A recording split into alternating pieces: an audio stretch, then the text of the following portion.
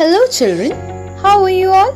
It's long time we are not able to meet together due to this current situation. It is not at all safe to go out from home.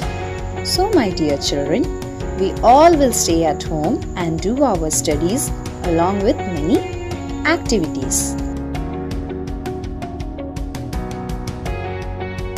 As you have already learnt about summer season and winter season.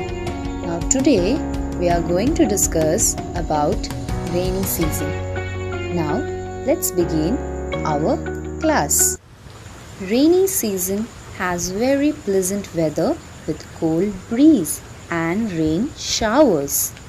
In rainy season, plants, trees and grasses look very green and attractive. Dark clouds and lightning are very common during the rainy season. The sky looks cloudy. In rainy season, we wear raincoats, gumboots and carry umbrella to protect ourselves from rain.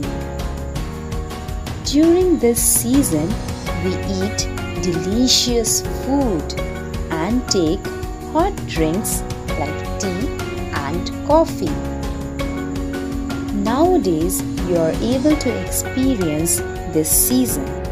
So, my dear children, don't get wet during this season.